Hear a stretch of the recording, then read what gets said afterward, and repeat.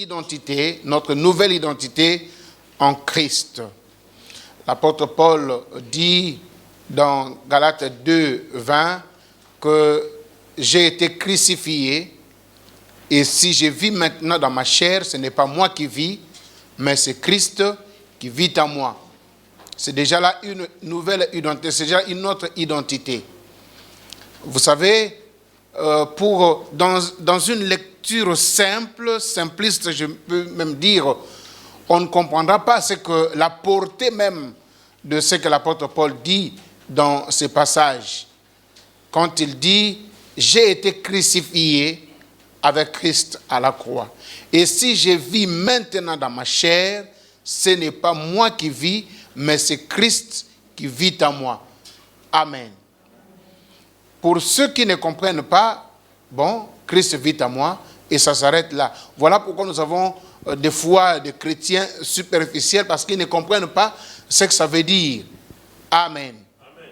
Quand on dit, si je vis maintenant dans ma chair, ce n'est pas moi qui vis, mais c'est Christ qui vit en moi.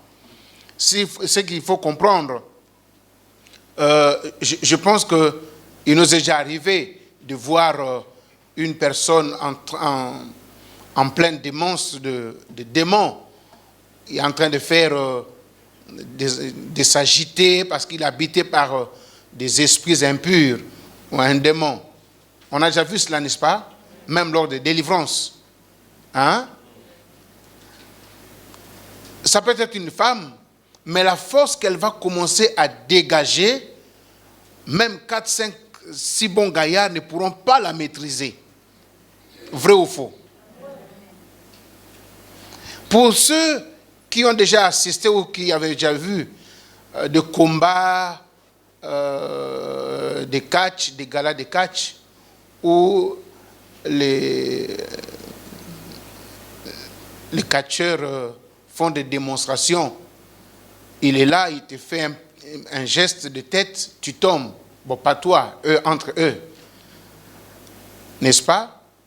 Vous pouvez prendre une brique, vous damez sur sa tête, il n'a pas de mal. Aucun mal. Vous savez ce qui fait ces choses-là? Mais pourtant, en temps normal, le même coup, ça lui fait mal, ça le blesse. La même dame qui est alitée, en pleine crise démoniaque, trop molle en temps normal, mais en pleine crise, elle dégage une énergie, une force qu'on ne peut pas maîtriser. Vous savez pourquoi? Parce qu'en ce moment T, ce n'est plus lui ou ce n'est plus elle qui vit, mais c'est l'esprit qui habite en lui ou en elle, qui se manifeste et qui prend possession de son être, de son corps. Je voulais dire. Amen. Et voilà pourquoi il va commencer à manifester une force qui n'est pas habituée à elle. Amen. Même un petit enfant. Il y a certaines personnes, c'est une femme, mais quand elle commence à faire des grimaces démoniaques, la voix qu'elle dégage, ce n'est pas sa voix habituelle. C'est comme si c'était des animaux qui hurlaient. En ce moment, ce n'est pas elle, c'est l'esprit. Amen. Quand l'apôtre Paul dit, ce n'est pas moi qui vis, mais c'est Christ qui vit en moi. En d'autres termes, tout ce que j'ai fait, ce n'est pas moi, je ne le fais pas avec ma propre force. Pour les démoniaques, c'est juste de temps à autre. Il y a des moments où ils font ces crises-là. Mais pour nous chrétiens, habités par le Saint-Esprit, ça doit être notre vie de chaque instant. Parce que nous ne sommes pas chrétiens par moment. Nous sommes chrétiens 24 heures sur 24. Si les démoniaques manifestent la force, dégagent la force, quand les démons se manifestent, nous devons manifester la force plus que la leur en chaque instant parce que Christ est permanemment en nous. Amen. C'est ce qu'il faut comprendre ce n'est plus moi qui vis. Il y a des choses que tu n'arrivais pas à faire quand tu étais encore païenne. Mais maintenant, en tant qu'enfant de Dieu, on ne te demande pas de faire un effort. On te demande seulement de laisser Christ vivre en toi. Le plus grand effort qu'un chrétien doit faire, c'est de laisser Christ vivre sa vie en lui. Et le reste, comme sur des roulettes. Le plus grand combat du chrétien, c'est lorsque toi tu veux vivre et que Christ te demande aussi de vivre. Christ est un démocrate plus que les démocrates que nous connaissons dans ce monde. Il ne violente jamais personne. Il ne bouscule pas. Il te demande à toi de le laisser vivre en toi. Maintenant, il y a une lutte entre ta personnalité et le Saint-Esprit. Il y a des fois, tu veux agir. Tu penses que non, si je laisse Dieu agir, ce ne sera pas efficace. On m'insulte maintenant, il faut qu'il ait la réponse aussitôt. Mais Christ dit, non, laisse. À moi la vengeance, à moi la rétribution. Quand tu laisses Christ vivre en toi, tu parais comme un faiblard aux yeux des autres. Et ça, toi, tu ne veux pas. C'est ça le plus grand combat. Le plus grand combat plutôt. Et tu veux agir pour qu'on sente que non, toi aussi, tu es. Or, si tu laisses Christ agir en toi, c'est formidable. Et la fois passée, je m'étais arrêté au premier élément de l'identité. Nous avons dit, quand on parle de l'identité, ce n'est pas que le nom. L'identité ne se résume pas au nom simple, non. Au-delà du nom que nous portons, qui nous identifie les uns des autres, nous avons aussi d'autres éléments. C'est pour cela, quand on nous demande un passeport ou notre livret ou la carte d'identité, il n'y a pas que le nom qui est inscrit là-dedans. Il y a beaucoup de choses. Et toutes ces choses-là font partie de notre identité. À l'époque du Zaïre, quand j'y étais encore, bon, moi je n'en avais pas, mes parents aussi, ils avaient, on appelait ça pièce d'identité, pliable en 4, de couleur verte. Et ce n'était pas en papier, c'était comme un plastique, quelque chose comme ça là. Et c'est là où on écrivait tous les éléments d'identité. Et il y avait aussi une rubrique des enfants. Le nom des enfants, il y avait aussi dedans. Il y était aussi. Donc même les enfants que nous mettons au monde font partie de notre identité. Ah, c'est la maman d'un tel. Vrai ou faux? Si on ne connaît pas ton nom, on peut t'appeler par le nom de ton enfant. Maman Nametu, tu diras non, ce n'est pas mon nom. Tu vas même si tu ne veux pas, au milieu d'une foule, on appelle Maman Nametu. C'est toi qui vas te retourner pour regarder. Oui, qui m'appelle? Amen. Ça aussi, un élément de quoi? De l'identité. Amen. C'est ainsi que nous devons bien éduquer nos enfants pour que nous n'ayons pas la honte. Il y a certaines choses, ce n'est pas nous qui les faisons, mais ce sont nos enfants. Mais l'opprobre nous rattrape. Et s'il faut transporter cela dans la spiritualité, Dieu est notre Père. Ce que nous faisons, est-ce que nous donnons gloire à Dieu dans ce que nous faisons ou c'est l'opprobre que nous jetons au nom de Dieu? Amen. Et s'il faut descendre dans la sphère de l'Église, nous avons des pasteurs qui sont nos parents dans la foi.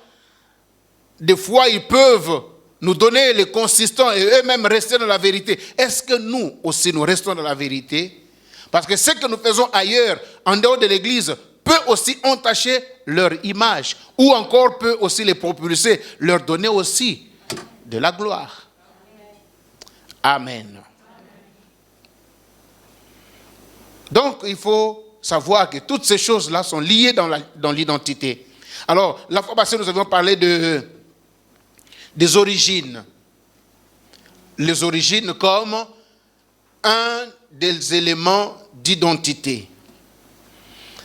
Et le passage que nous avons donné, c'était quoi? Psaume 82, versets 6 à 7. J'avais dit, vous êtes des dieux, vous êtes des fils du Très-Haut. Cependant, vous mourrez comme des hommes, vous tomberez comme des princes quelconques. Et quand vous remontez un peu plus haut, on nous dit que notre Dieu est assis dans l'assemblée des dieux. Il siège dans l'assemblée des dieux.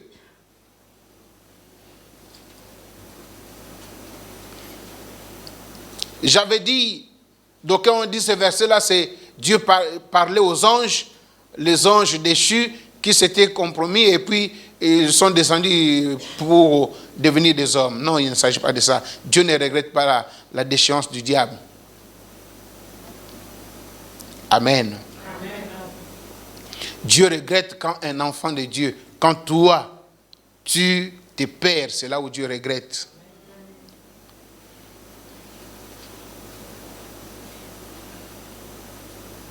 Quand nous lisons comment on appelle ça? La généalogie de Jésus, dans le Nouveau Testament, il y a 2 passages qui en parlent. Il y a Matthieu et il y a aussi Luc. Mais dans l'évangile de Luc, Luc, lui, il remonte, il commence par Jésus, ordre de décroissance. Alors que Matthieu part dans l'ordre de croissance. Il commence par Abraham pour descendre jusqu'à Jésus. Mais par contre, Luc, voulant montrer que Jésus est réellement fils de Dieu, il commence par Jésus, fils de Marie, fils de Joseph, époux de Marie. Il commence à monter, et vous savez, il s'arrête où c'est? À Adam. Et comment il dit? Adam, fils de Dieu. Donc, lui ne dit pas que non, Adam, créature de Dieu. Il dit Adam, fils de Dieu. Est-ce que c'était Dieu qui avait engendré Adam? Non, Dieu n'a pas engendré Adam, Dieu a créé Adam. Mais pourquoi on l'appelle fils de Dieu?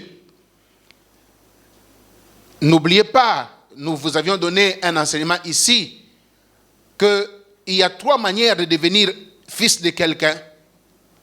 Soit par la procréation, tu as été engendré par le Père, ou par l'adoption, ou par la cooptation.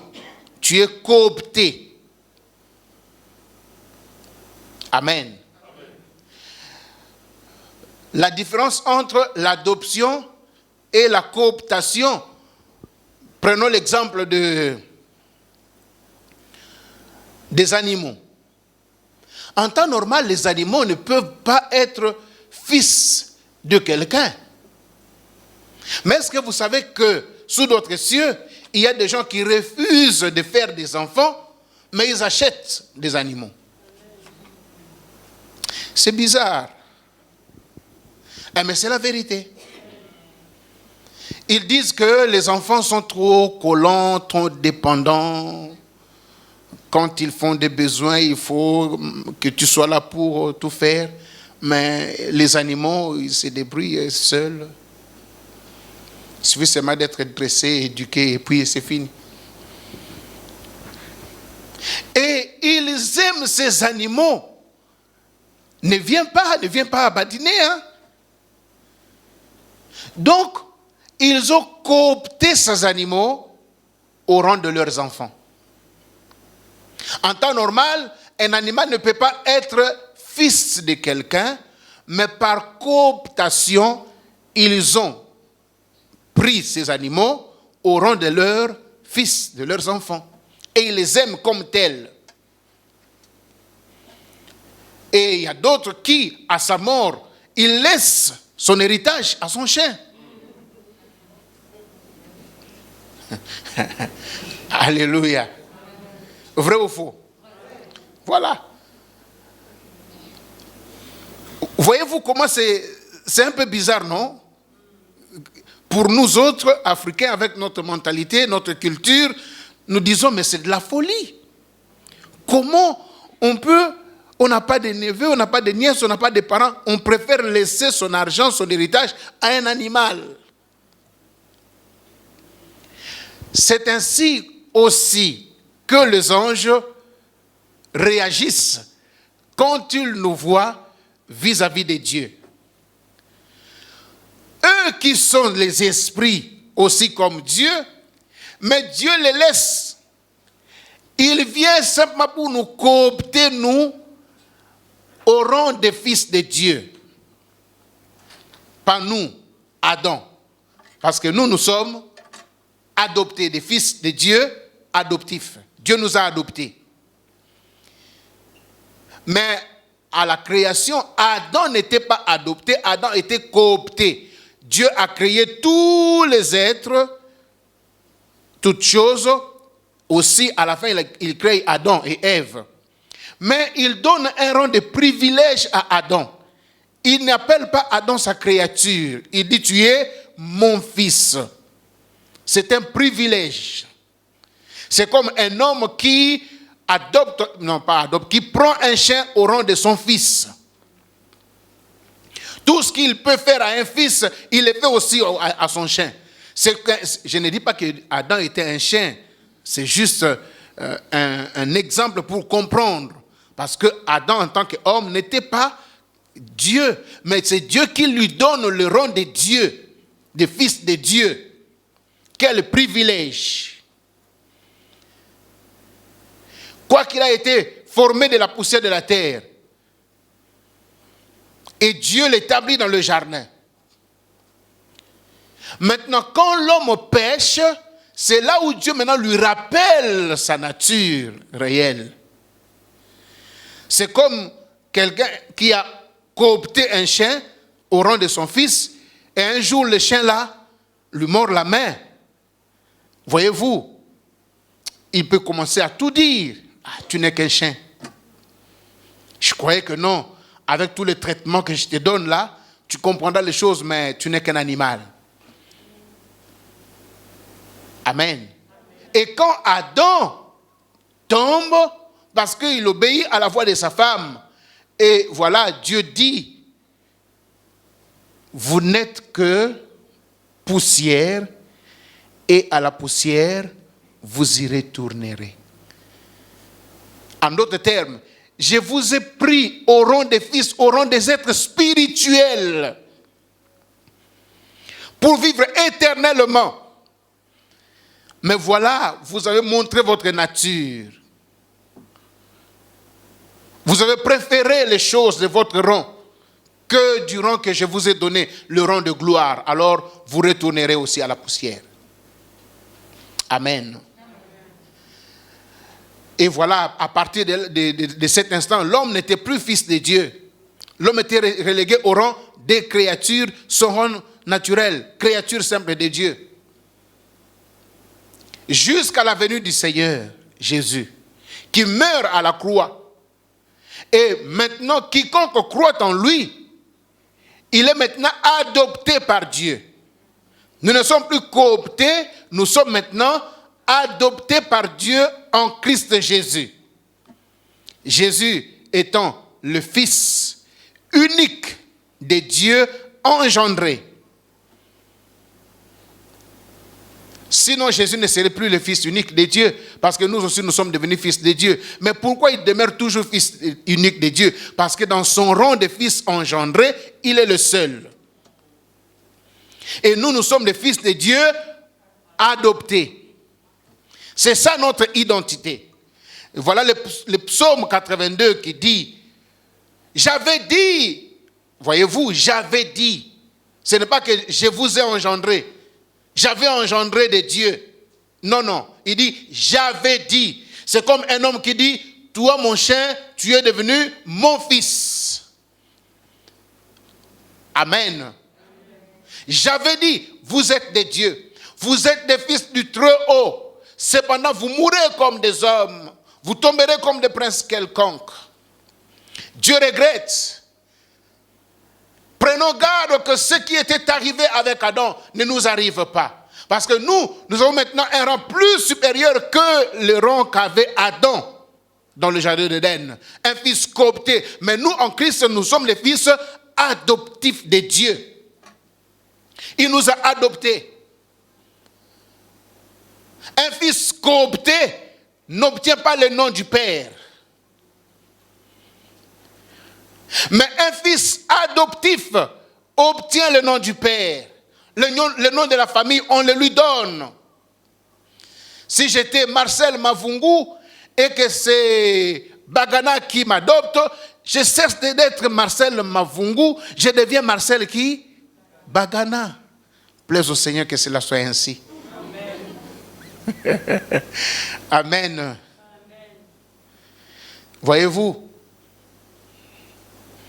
nous étions ce que nous étions dans le péché, mais parce que nous avons cru en Jésus, Dieu nous a adoptés. Et notre origine, et laissez-moi vous dire que l'origine, comme je l'avais dit, ça transcende le commencement même de la naissance.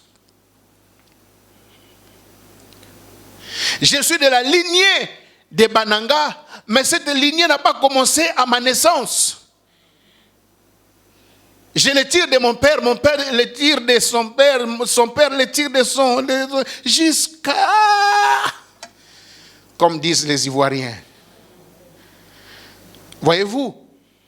Et nous, cette identité d'enfant de Dieu que nous avons aujourd'hui, nous la tirons de l'éternité, car de Jésus où nous sommes adoptés, Jésus n'est pas de ce monde, il est de l'éternité. Et c'est pourquoi Jean, parlant de ses origines, lui il remonte, il va au-delà. Si Matthieu a parlé de Jésus jusqu'à Abraham, Luc a parlé de Jésus jusqu'à Adam, mais Jean plutôt parle de Jésus avant le commencement.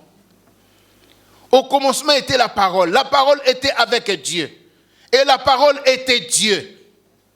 Et cette parole s'est faite chair. Avant le commencement, il n'y avait que la parole. C'était Dieu. Et Jésus vient de Dieu. Et nous venons de Jésus.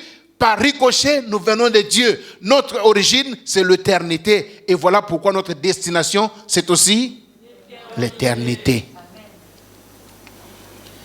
Mon origine est l'éternité, ma destination est l'éternité. C'est-à-dire, quand le monde passera, moi je ne passerai pas. Comme la parole aussi ne passe pas, moi je ne passerai pas. C'est ça mon identité. Il faut être fier de ce que tu es. Les milliardaires de ce monde passeront avec leurs milliards. Les femmes riches de ce monde passeront avec leurs richesses. Mais toi qui as Christ en toi, tu ne passeras pas lorsque le monde passera. Tu resteras éternellement avec Christ.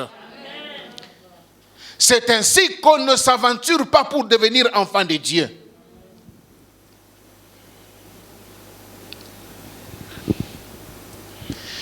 Quand Jésus fait rapport à son Père dans Jean chapitre 17, il dit, Père,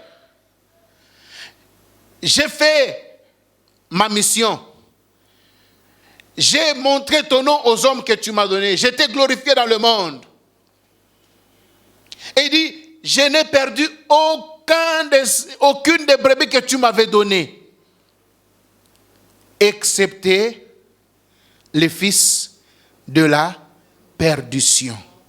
Mais les fils de la perdition étaient comptabilisés dans le 12, qui ont marché avec Jésus, que Jésus a appelé.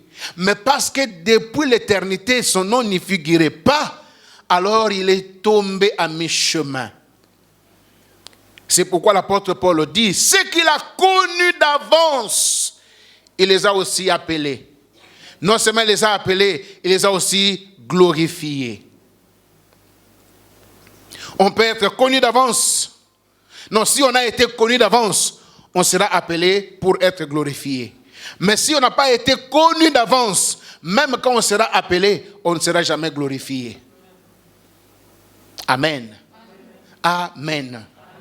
Ça, c'est sur les origines, comme nous avions dit la fois passée. Aujourd'hui, deuxième élément de l'identité, la fonction ou la profession.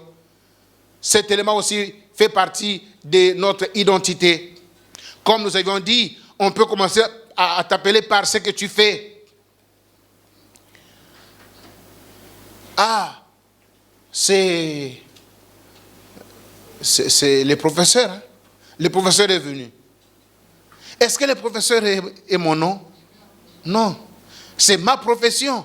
Mais pourquoi on m'appelle professeur? Parce que ma profession fait partie des éléments de mon identité.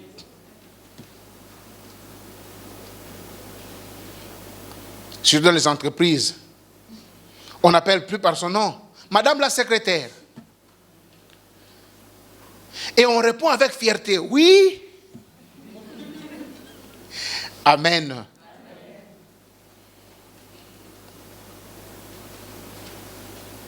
Madame la secrétaire, monsieur le professeur, madame l'enseignante, que sais-je encore?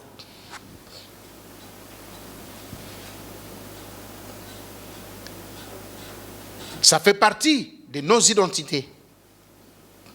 Maintenant que nous sommes en Christ, écoutons ce que l'apôtre Paul nous dit dans Éphésiens chapitre 2, verset 10.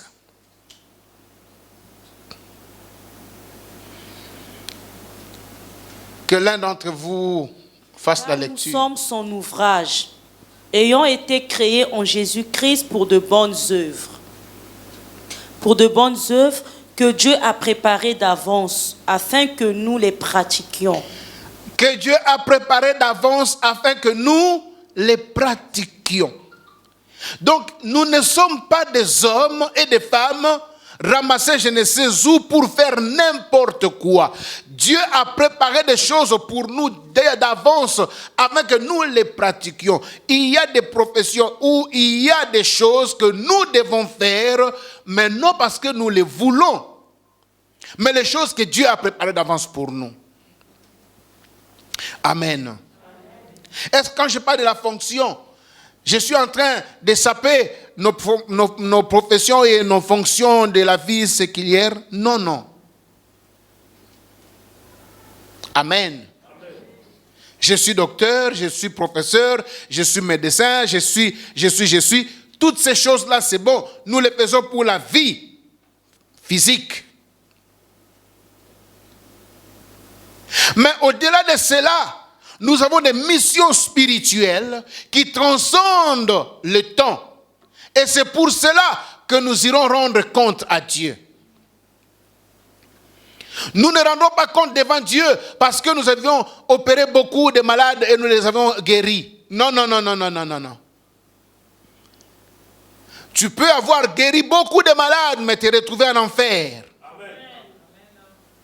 Ce n'est pas parce que tu avais bien enseigné des gens sur la terre et d'autres sont devenus présidents de la République que Dieu va te récompenser au ciel. Non, non, non, non, non, non. Au-delà de nos professions physiques que nous faisons sur la terre, il y a une mission qui est éternelle attachée à ce que nous faisons sur la terre. C'est pourquoi je nous invite à lire Colossiens chapitre 3, verset 17. Moi, je suis déjà sur la page. Vous pouvez noter. Colossiens 3, 17. Et quoi que vous fassiez, en parole ou en œuvre, faites tout au nom du Seigneur Jésus, en rendant par lui des actions de grâce à Dieu le Père. Quoi que vous fassiez, quoi que nous fassions en acte ou en parole. En parole, je peux enseigner. En acte, je peux opérer des malades. En parole, je peux faire quoi? Qu'est-ce qu'on peut faire avec la parole? Il y a beaucoup de métiers qu'on fait avec la parole. Il y en a aussi beaucoup qu'on fait avec un acte, avec le main. Mais on nous dit, quoi que nous fassions, un acte, ici on ne parle pas de la prédication. Ici on ne parle pas de l'évangélisation. Ici, on nous parle dans la vie séculière, dans la vie de tous les jours. Mais en tant que chrétiens, quoi que nous fassions en acte ou en parole, nous devons le faire avec la conscience de rendre gloire à Dieu, des actions de grâce à Dieu. C'est ça la mission qui est attachée à nos professions. Est-ce que ce que tu fais quand tu opères pour sauver des malades, est-ce que tu le fais pour la gloire de Dieu? Ou tu le fais pour la gloire de l'esprit qui t'anime? Car il y a d'autres docteurs, au-delà de la science, il a aussi un totem qui l'aide à faire. Mais quand tu soignes, ce n'est pas Dieu qui est glorifié, mais c'est cet esprit avec lequel tu travailles qui est glorifié. Alors même au-delà, même après avoir guéri et opéré beaucoup de malades, tu te retrouves en enfer.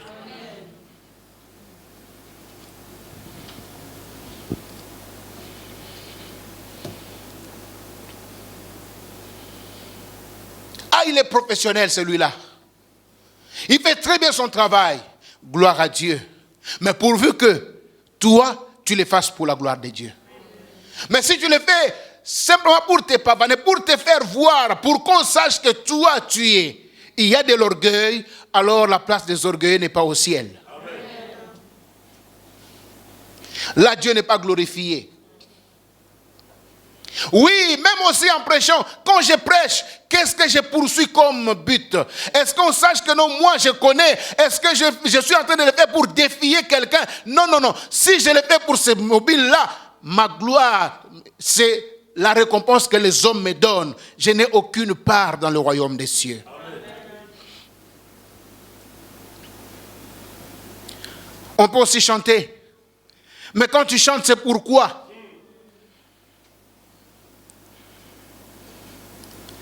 C'est pourquoi j'ai dit, la musique appelée profane, la musique du monde. Il y a certaines musiques, quand tu écoutes, bien que ça ne parle pas de Dieu, mais c'est éducatif. Quand tu écoutes, on parle de la nature, on parle de leçons de la vie. Mais il y en a d'autres. Dès que ça commence comme ça, tu es obligé de zapper, parce qu'il y a des enfants. Parce qu'après, là, c'est des questions. Papa, ça c'est quoi? Ça veut dire quoi? Ceux et celles qui ne chantent que la beauté de la femme. Mais après, pour faire quoi?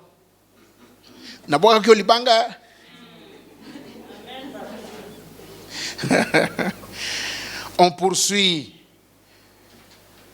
des buts pécuniaires.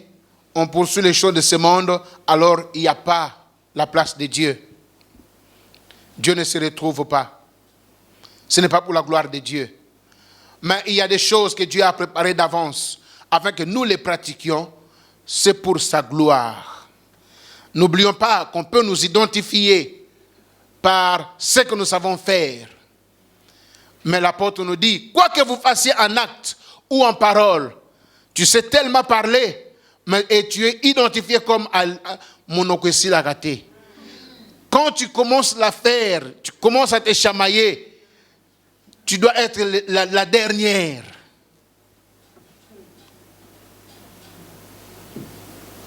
Et tu es fier de ça.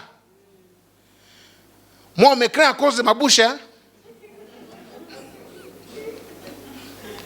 Et tu cherches même des alliés. Quand on te provoque, tu ne sais pas parler, viens m'appeler.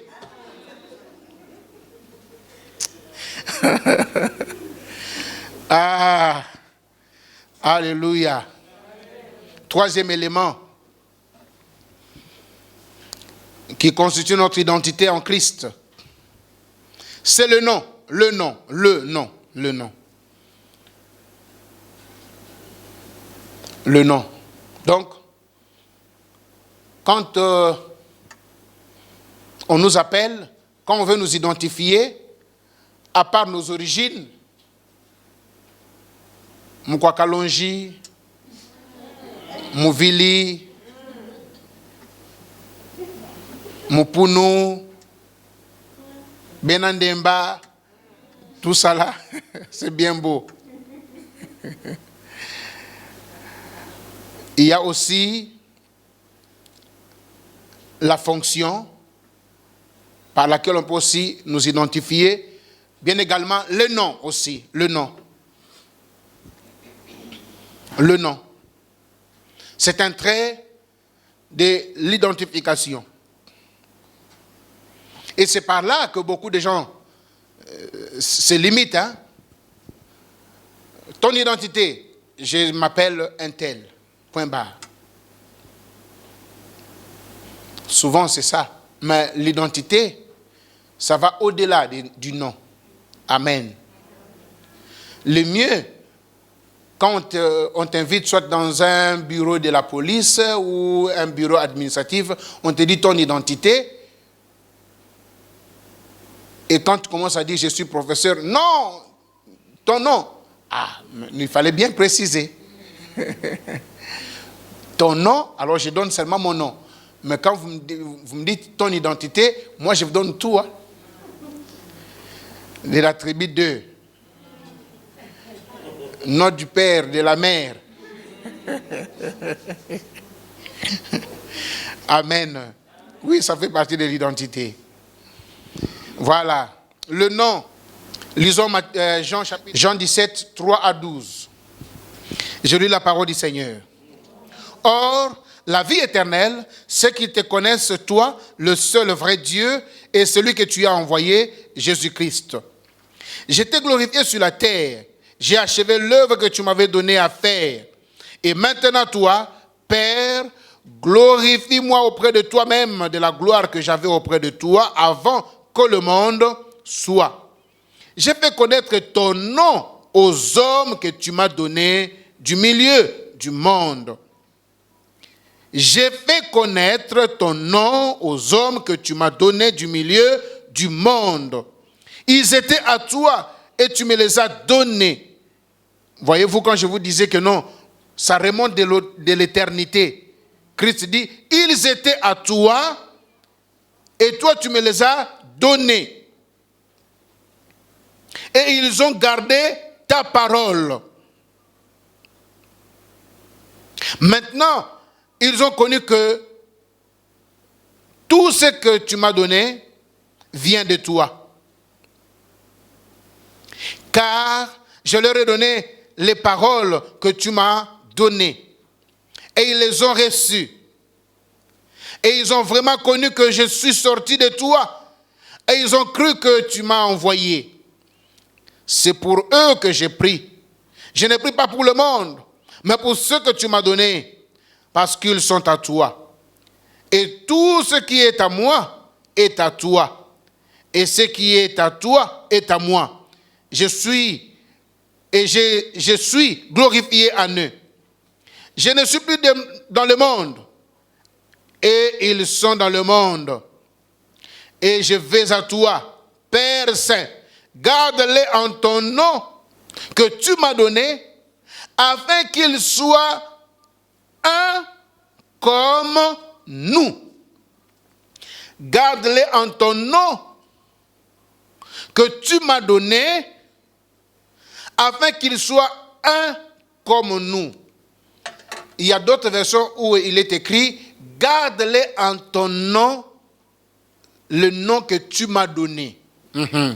Garde-les en ton nom que tu m'as donné, le nom que tu m'as donné, afin qu'ils soient un, comme nous sommes aussi un. Comment le Fils et le Père sont un?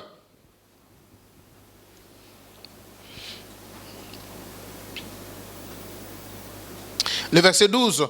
Lorsque j'étais avec eux dans le monde, je les ai gardés en ton nom. Je gardais ce que tu m'as donné.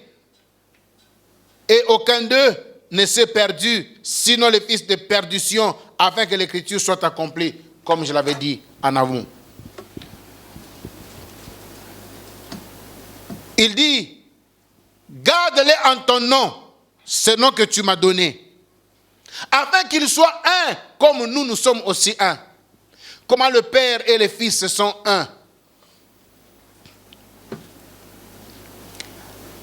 Allez partout dans le monde. Faites de toutes les nations des disciples. Les baptisant au nom du Père, du Fils et du Saint-Esprit. Le « O » là n'est pas au pluriel. Le « O » là, c'est au singulier. Au nom, c'est pour dire qu'il n'y a qu'un seul nom. Le nom, et Christ nous dit ici, le nom là, ce n'est pas son nom à lui, c'est le nom du Père que le Père a donné à son Fils, avec que son Fils nous le donne par le Saint-Esprit. Si tu veux connaître mon nom, alors si tu veux, appelle-moi Jésus. Amen. C'est pourquoi il dit, à mon nom vous chasserez les démons, à mon nom vous ferez ceci, à mon nom vous ferez cela, à mon nom. Oui bien aimé, quand les démons viennent et que je prononce le nom de Jésus, ils n'attendent pas Jésus qui est au ciel, ils le voient en moi, car ce n'est pas moi qui vis, mais c'est Christ qui vit en moi. Et le nom que je porte, c'est le nom de celui qui vit en moi. Je ne suis pas n'importe qui, tu n'es pas n'importe qui.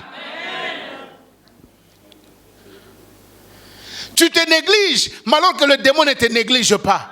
Pourquoi tu es la cible du diable? Mais c'est parce que le diable connaît le nom que tu as. Bien-aimé dans le Seigneur, tu vis dans un pays. Est-ce qu'on peut s'opposer à tout le monde? On s'oppose à qui? Ici au Congo, s'il y a des opposants, ils s'opposent à qui? Au président, non? Voilà.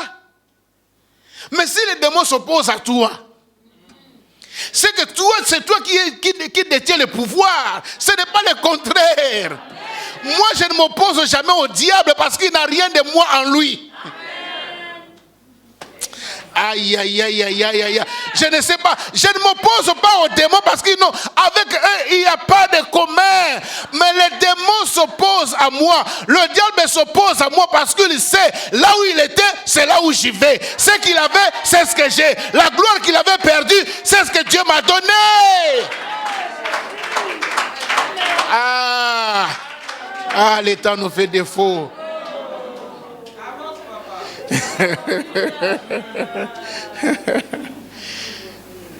Ah, bien-aimé, le nom,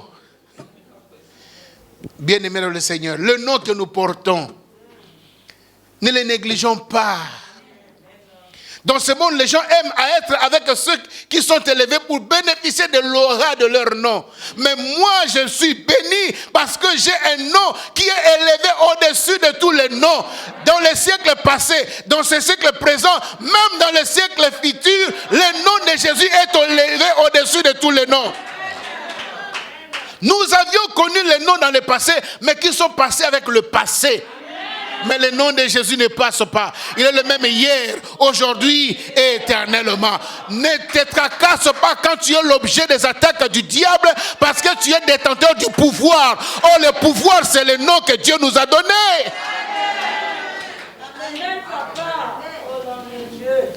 Tu pleures à tout bout de champ. Ah, moi, je ne comprends pas. Mais tu as le pouvoir.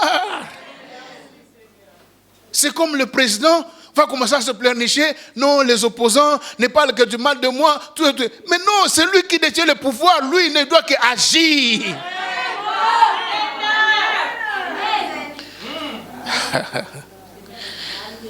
Agissons parce que nous avons le pouvoir. Ne pleurnichons pas. Ordonnons, car tu as le pouvoir. Et tu verras, ça va agir. Amen. La suite au prochain numéro. Que le Seigneur vous bénisse.